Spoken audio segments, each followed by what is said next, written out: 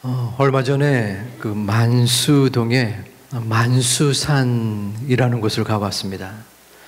만수산 장애길이라는 곳인데 가보신 분들도 몇 분 계실 줄 압니다. 장애길, 무장애길이에요. 정확하게 말하면 무장애길인데 처음에는 무장애라는 그 지명 이름이 있는 줄 알았었어요. 그런데 무장애, 없을 무에 장애라는 말이 합쳐진 말입니다. 다시 말하면은 신체가 좀 불편하더라도 그 길을 걸어갈 수 있는 거예요. 그래서 제가 조사해 보진 않았지만 국내에서 가장 최장거리인 2km의 무장애길이라고 합니다. 제가 웬만하면 가르쳐 주지 않으려고 그랬는데 그래도 우리 성도님들이라서 많이 가면은 저만 알고 싶은 비밀 공간인데 가르쳐 드립니다. 만수산의 무장애길. 요번에 알았는데 이 무장애길이 여기만 있는 것이 아니라 제주도에 있고 여러 길이 있더라고요. 그래서 아주 평범한 직선 코스는 아닙니다. 이렇게 둘러서 가는 길인데 휠체어를 타고서도 갈 수 있을 것 같은. 그래서 여러분 기회가 되면은 또 가셔서 또 산책을 하셔도 좋을 것 같습니다. 왜 뜬금없이 무장애길을 소개하는가 하면 오늘의 제목이 무장애 마음입니다. 우리의 마음에 또 우리의 육신의 장애를 우리는 지니고 있습니다. 장애가 있는 사람은 불편함이 있습니다. 육신이든 마음이든 장애를 가지고 있는 우리의 영육의 상황 속에서 우리는 어떠한 이 땅의 삶을 살아가야 하는가? 하나님께서는 장애된 우리의 영과 마음과 육신 속에 무엇을 하기를 원하시는가? 오늘 말씀을 통해 함께 은혜를 나누고자 합니다. 우리가 함께 읽은 9장 1절에서는 다윗이 내가 요나단으로 말미암아 은총을 베풀리라 라고 1절에서 시작합니다. 여기서 은총을 베푸는 대상이 있는데 바로 그는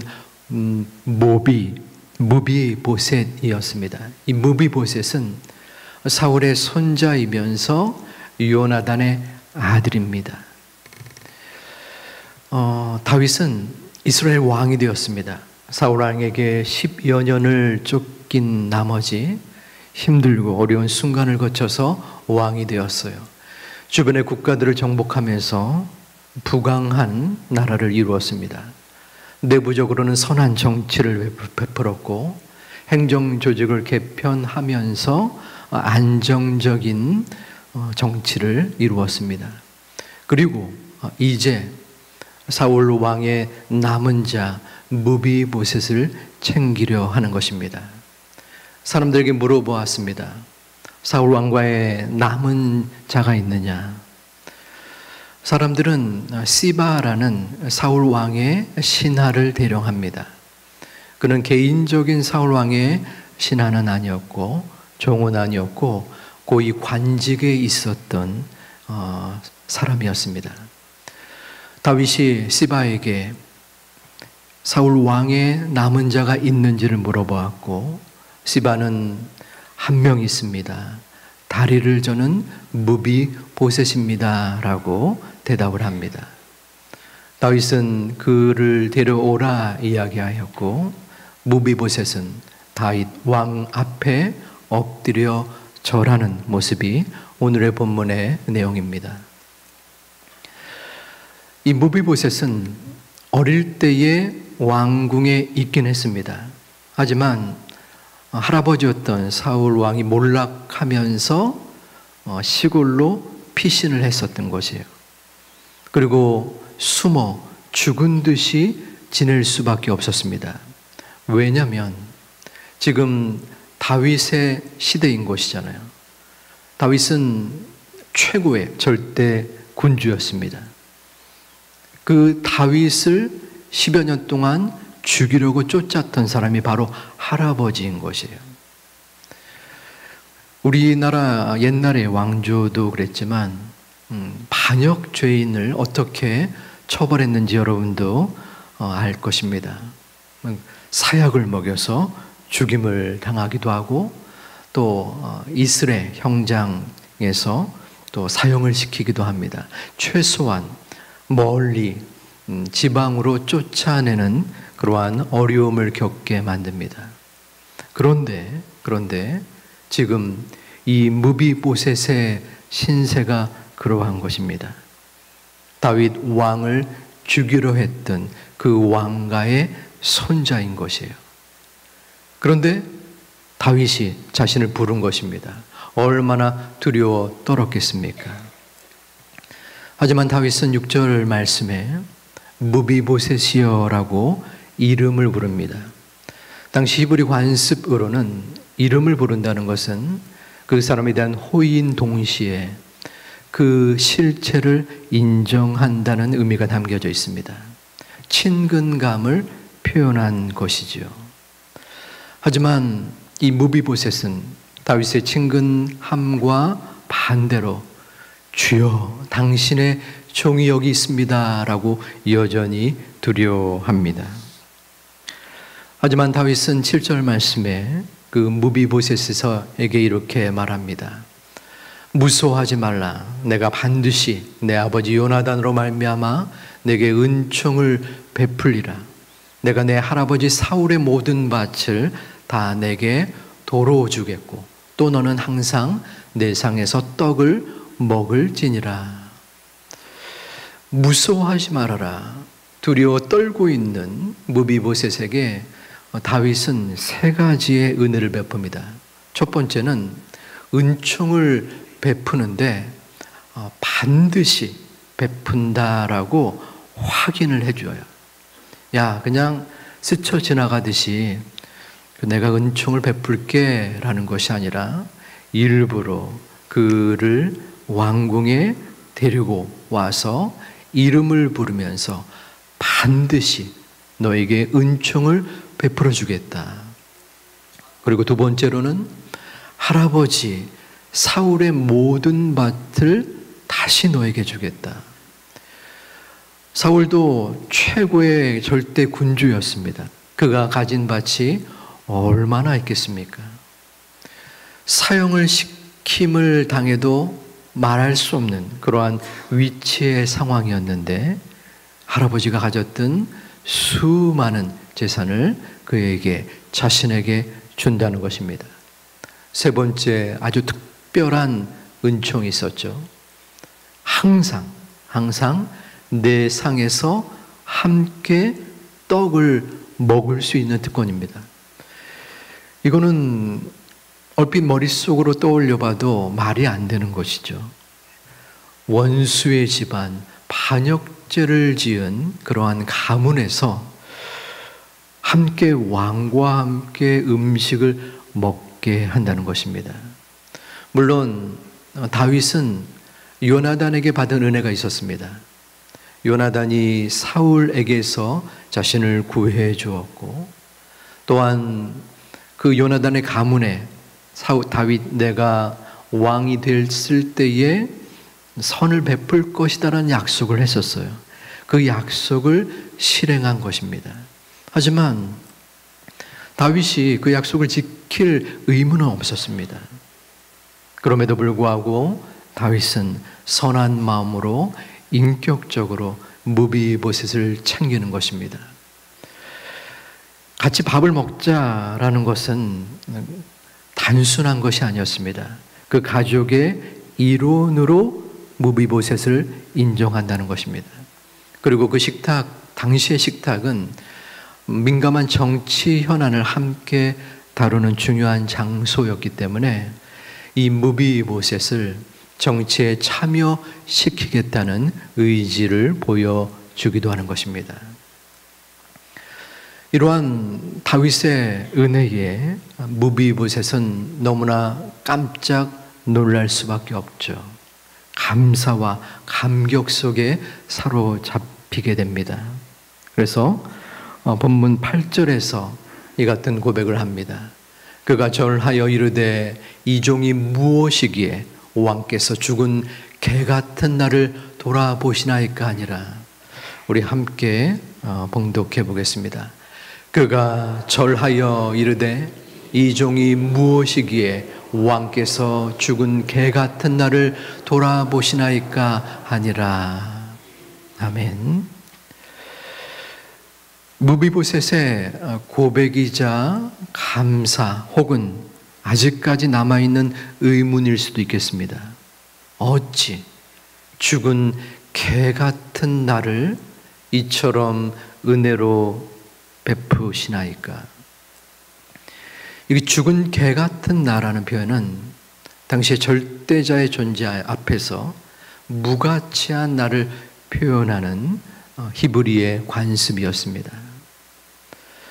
죽을 것 같은, 죽을 수밖에 없는 존재인 나를 어찌 이같이 은혜로 헤아려 주십니까? 라는 고백이 이 무비보셋에게 있었던 것입니다. 여러분, 말씀을 들으면서 어떠한 생각이 듭니까? 야, 다윗은 대단한 사람이구나. 어찌 그 원수의 가문에 손자를 이렇게 극도로 또 절실하게 챙길 수 있는가? 그러한 생각이 들 수도 있습니다. 하지만 오늘 본문에서, 말씀에서 우리 함께 되새겨야 할 인물은 다윗이 아니라 무비보셋입니다. 죽은 개 같은 나를, 우리는 하나님 앞에 감히 설 수 없는 존재였습니다. 하나님 앞에서 죽을 수밖에 없는 개 같은 존재가 바로 우리들인 것입니다. 죽은 개 같은 존재라는 말을 듣는 여러분들의 마음은 어떻습니까? 머리로서 그렇지 라고 생각은 되는데, 머리로서가 아니라 그 호칭이, 그 마음이 우리의 가슴으로, 심장으로 받아들여지십니까? 저도 한번 생각해 보았어요. 죽은 개 같은 존재라고 내가 느끼는가? 말씀을 증거해야 되기 때문에 입술로는 죽은 개 같은 존재입니다 라고 말하지만, 정작 나의 마음 깊숙한 곳에는 그 정도는 아니죠 라는 무의식이 나를 사로잡고 있지는 않은가? 그러한 마음이 들었습니다. 우리는 육신의 장애를 입은 존재이기도 합니다. 하지만 동시에 마음의 장애를 가지고 있는 사람이기도 합니다. 우리 모두는 육신과 마음의 장애를, 크고 작은 어려움과 상처와 고민과 아픔을 지니고 있는 사람들입니다.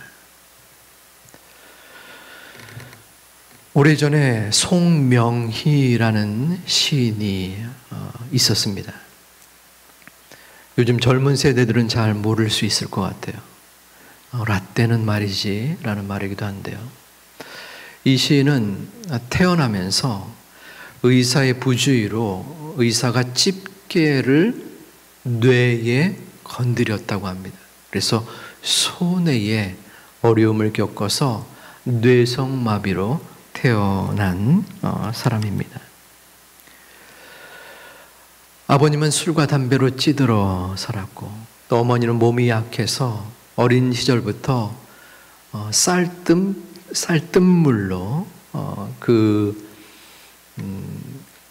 살았었던 그러한 어려웠던 과거의 시간들이 있었습니다. 이 시인이 7살 때까지도 누워만 있다가 책을 썼는데 거기 이렇게 표현을 했어요.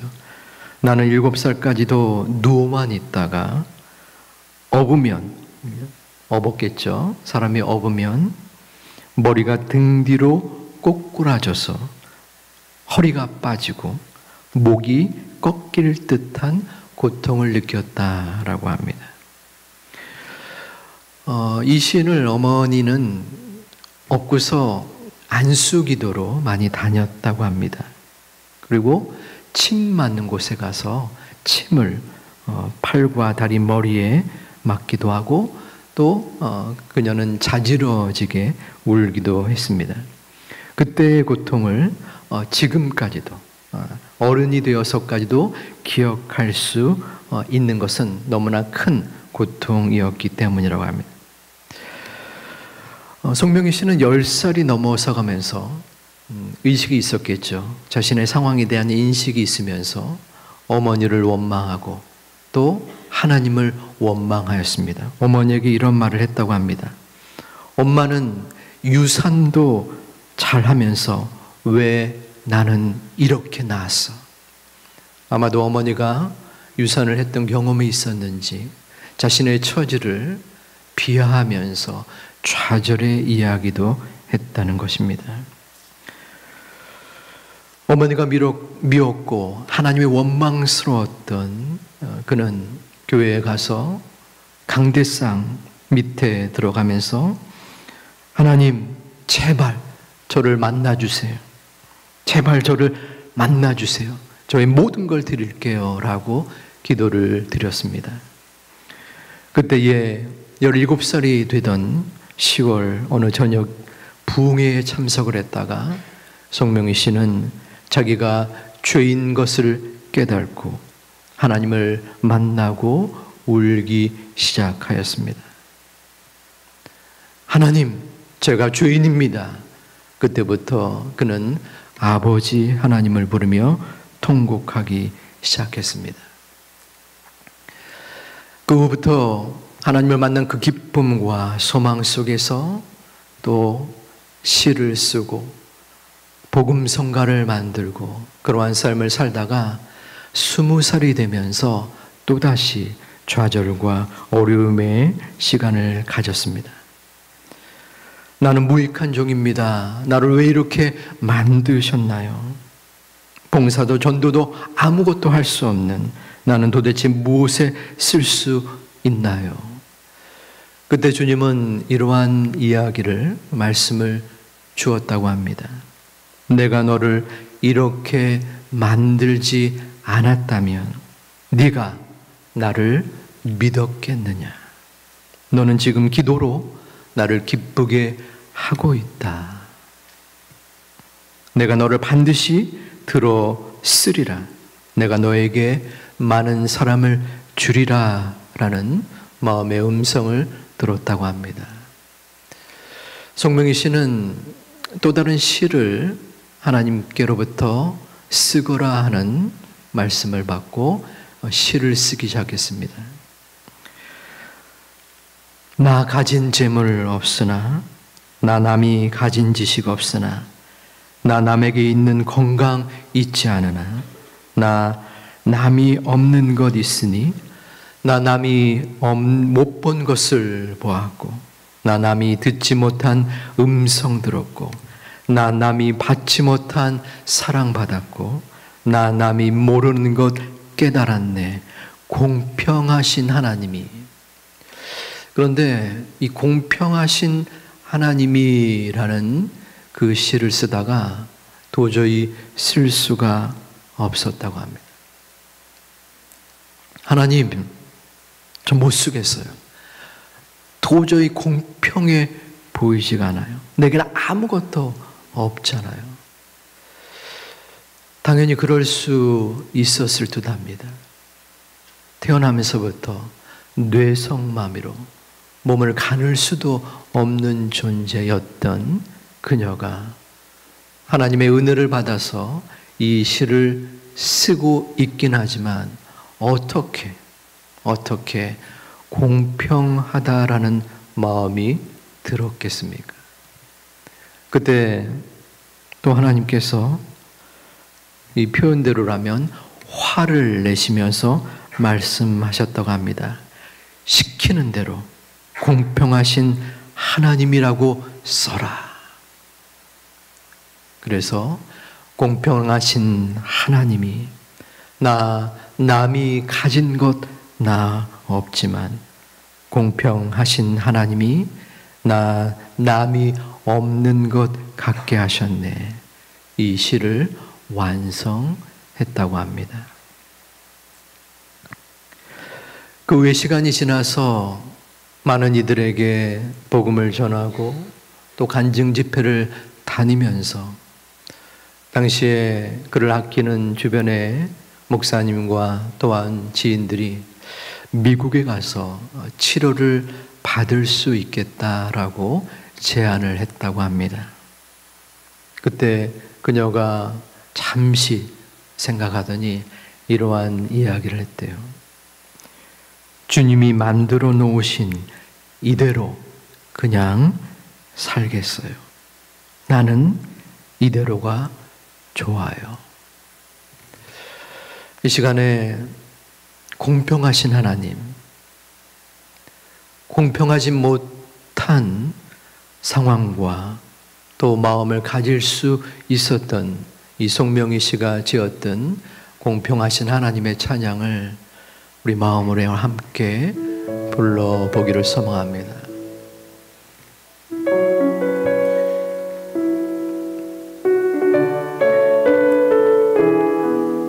나 가진 재물 없으나 나 가진 재물 없으나 나 남이 가진 지식 없으나 나 남에게 있는 건강이 있지 않으나 나 남이 없는 것 있으니 나 남이 못 본 것을 보았고 나 남이 듣지 못한 음성 들었고 나 남이 받지 못한 사랑 받았고 나 남이 모르는 것 깨달았네. 공평하신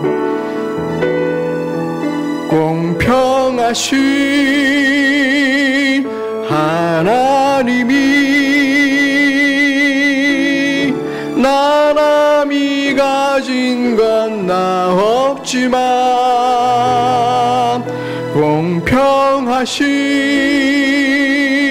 하나님이 나 남이 없는 것 갖게 하셨네. 우리 다시 찬양합니다. 나 가진 재물 없으나 나 남이 가진 지식 없으나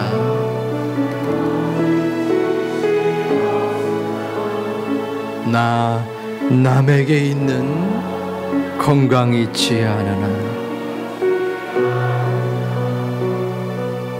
나 남이 없는 것 있으니 나 남이 못 본 것을 보았고 나 남이 듣지 못한 음성 들었고 나 남이 받지 못한 사랑 받았고 나 남이 모르는 것 깨달았네.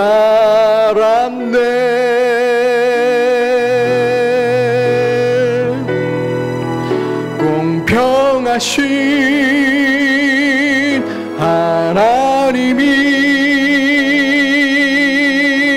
나람이 가진 건 나 없지만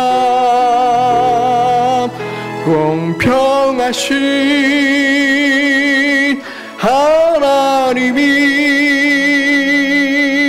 나람이 없는 것 같게 하셨네. 아멘. 우리의 마음속에 어떠한 장애가 있습니까? 도저히 용서할 수 없는 내 마음속에 응어려진 그 어떤 상처와 괴로움이 있으십니까? 그 어린 시절 성장 과정 속에서 나를 그토록 미워했고 그토록 절망되게 했었던 상황에 대한 아픔이 여러분 가운데 있습니까? 어쩌면 우리의 육신의 장애보다 우리의 마음의 장애가 우리를 힘겹게 하고 우리를 넘어뜨리고 우리를 그 악한 수렁에서 헤매이게 만듭니다. 그때 우리는 무엇을 바라보아야 합니까? 어쩌면 은혜는 하늘로부터 주어지는 것이지만 그 은혜를 만드는 자는 바로 우리 자신일 수 있습니다. 은혜는 분명히 하늘로부터 내려옵니다. 하지만 그 은혜의 경중과 또 은혜의 소유는 바로 우리들 스스로 만들기도 한다는 것입니다. 저는 많은 사람들을 만나면서 선물을 주기도 하고 또 받기도 하고 또 격려를 베풀기도 합니다. 수많은 사람에게 비슷한 선물을 주고 또 격려를 베풀 때에 반응이 조금씩 다릅니다. 어떤 분은 그것을 자연스럽게 당연히 받는 것처럼 받아들이기도 하는데 비슷한 수준의 선물과 격려를 드렸는데 어떤 분은 너무나 황송스럽게 너무나 감사하게 눈물을 흘리기까지 하는 그러한 모습을 보게 됩니다. 그 사람의 마음인 것입니다. 저는 중국인 예배부를 오래전에 섬겼습니다. 새로운 새 가족이 중국인 예배부에 오곤 했었습니다. 그런데 많은 분들이 주의 사랑으로 환영합니다 라고 환영의 노래를 부를 때 눈물을 흘렸습니다. 우리 한국 분들이 새 가족이 오면은 인사를 시키기도 하지만 눈물을 흘리는 사람은 거의 보지 못했습니다. 왜 그분들이 눈물을 흘릴까요?